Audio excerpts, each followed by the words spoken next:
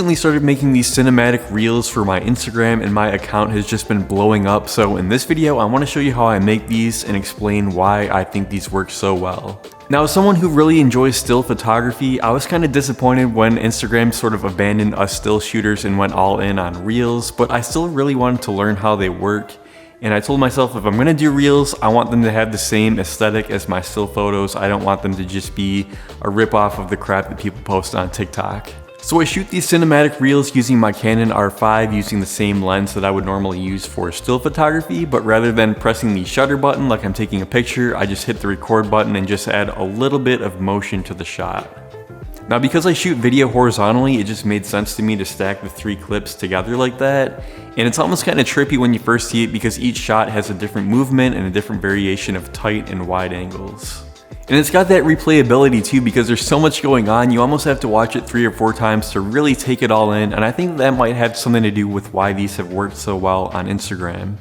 For the camera setup, I'm using my Canon R5 with the Canon 50mm f1.8, and then I've got a filter from KNF that's a polarizer and ND built into one filter. So the ND allows you to adjust the exposure, while the polarizer allows you to control the reflections on the car and the windshield. And then for the gimbal, I'm using a Zhiyun Crane Plus. Stay tuned for the actual video shoot. I'm going to show you a life hack in case you don't have a gimbal. Now, don't get too hung up on the gear because the location and the time of day are absolutely everything. Trust me, you can do everything that I'm about to show you using the camera that you already have. As far as the camera settings, I'm shooting 4K at 24 frames per second, ISO 100, shutter is 1/50th. I'm shooting in a neutral color profile at f1.8 on the lens, and then I'll use my ND filter to dial in the exposure from there.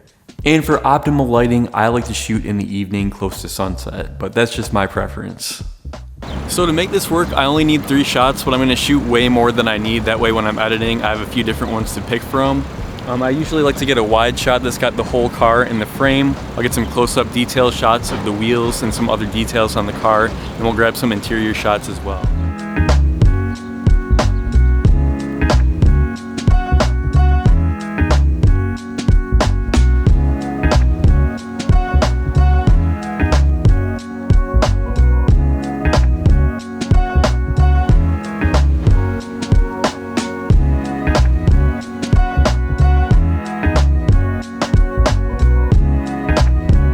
So one little trick that I used to do before I had a gimbal is I would just use my camera strap and sort of use my body as like a human gimbal.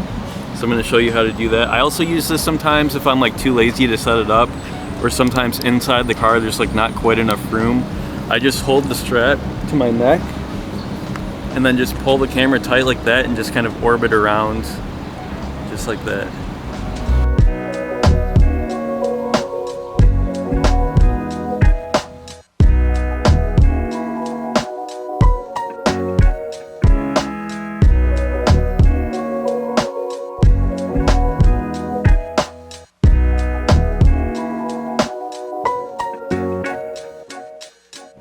Alright, location number 2, we weren't really planning to shoot here, but the sky just looks crazy right now, so I'm going to get a couple shots.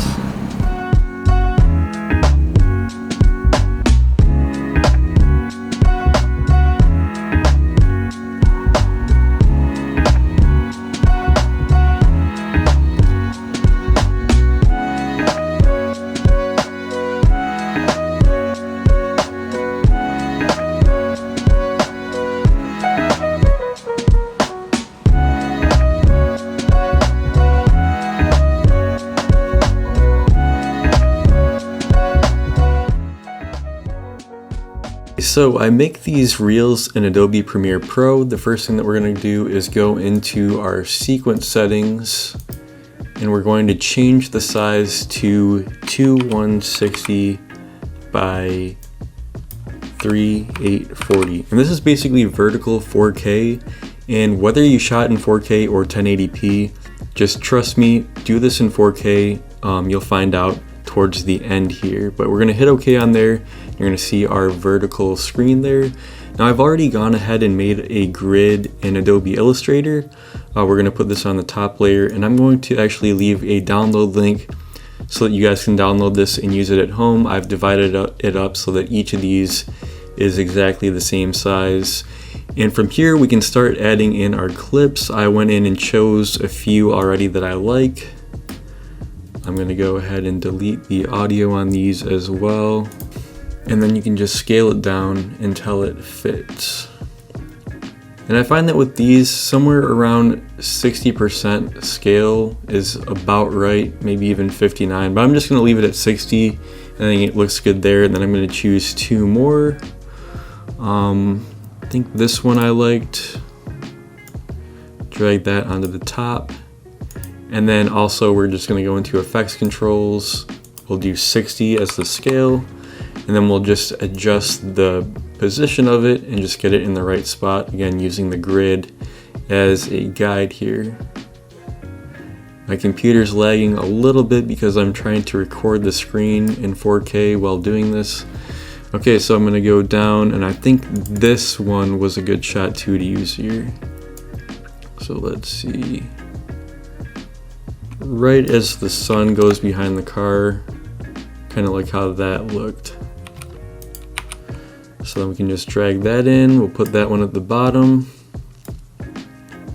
And for most of these reels that I'm doing, they end up being about 4 seconds long, maybe 4.5 seconds. So once you've got all three of them in there and you scale them to the correct size and the correct position, you can go ahead and trim them all to be the same length. So let me just move this one down here.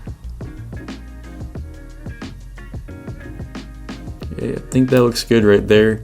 And then as far as trimming them, I will just make them all the same duration. And then once you've got them all assembled in there, you can actually go ahead and just delete that grid layer.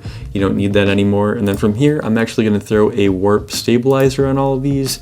Even though I'm shooting with a gimbal and my camera has IBIS, the warp stabilizer just smooths it out that extra 1%. So let's go ahead and grab that warp stabilizer, just throw that on there. And then I'll usually just check this box that says detailed analysis. Now there's a ton of settings within here that you can play with, but since we used a gimbal, I find that just leaving it at the default usually is fine, because we're not really correcting for much movement. Just the default settings usually work okay. Alright, so now we've got the clips assembled and we've got warp stabilizer applied to all three. And this is how it looks. So we've got the motion going in opposite directions here, and then one shot sort of zooming in on the car. And I'm really happy with how this is looking. And then the next step that I'm going to do is I'm going to do just a really simple color correction on it. That's one of the reasons that I shoot in a neutral profile. Just gives me some extra flexibility when I go to grade it. So I'm going to go into my footage here and I'm going to add an adjustment layer. And I will just drag that on top of all of these. Then from there, I will go into the effects and do lumetri color and drag that onto the adjustment layer. And now that's going to change anything that I do on this adjustment layer will affect all three of these clips. And I'm not like a professional or an expert at this. I just kind of do what I think looks good. I'll do a basic correction here and just add some saturation.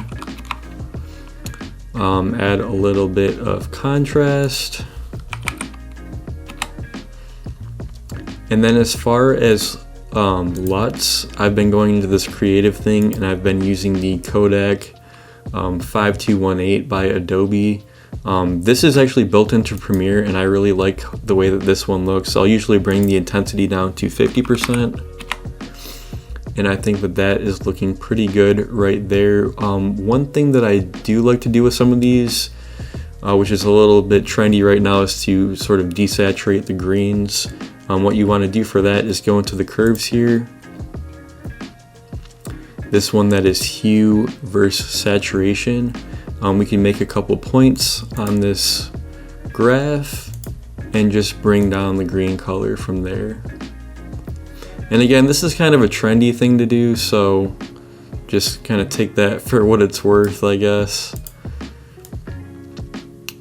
I don't know, I'm thinking about there. And then for the yellows, in a lot of my photos and videos, I like to make the yellows more on the red side. So now we're in the hue versus hue. I'll make a couple points here and just warm up the yellows a little bit. And you can see, like, if you go to the extreme, what that's doing. If I bring it all the way down, it's green. So you can just kind of understand how that works. But I don't want to get too carried away here. I'm thinking right about there. I like the way that that's looking. So when you're done with the color grading and you've got it how you think it looks nice, you can actually use this eyeball and toggle it on and off. So that's before and that's after. And I'm really liking how that looks. So now I'm ready to export it. One more thing that I'm going to do here, it's kind of hard to see on the screen sometimes, but I am going to bring up the exposure just a little bit. It's looking a little dark for some reason. So I'll do 0.3. Yeah, I think that looks a lot better. Okay, so once you've got it where you want it, you're going to go into File, Export Media. And then I export these 4K. You can go into the video here in the settings. You can see it's 2160 by 3840. And like I was saying earlier, whether you shot in 4K or 1080, just trust me, export these in 4K. They're gonna look a lot better. The way that Instagram compresses video, even though I think they only do up to 1080p, it just looks a lot sharper if you upload a 4K file. I can't explain why, but that's just been my experience with it. I don't really mess with any of these settings, but for the bitrate, I've got it at 60. So that's one thing that you might want to look at. And then once that's all set, you can name it whatever you want, and then just hit export and you're good to go.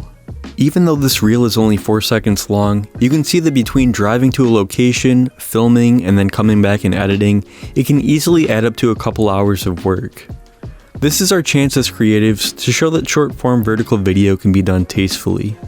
While it's disappointing that Instagram is moving away from still photography, I've been having a lot of fun finding new creative ways to make reels, and I think that just like how Instagram inspired a lot of new photographers to pick up their first camera back in 2010 when the app came out, I think that they've got the opportunity to do the same thing with video here in 2022 moving forward. Well, thanks for watching. I hope that you guys got something out of this. Feel free to leave your Instagram tag down in the comments below.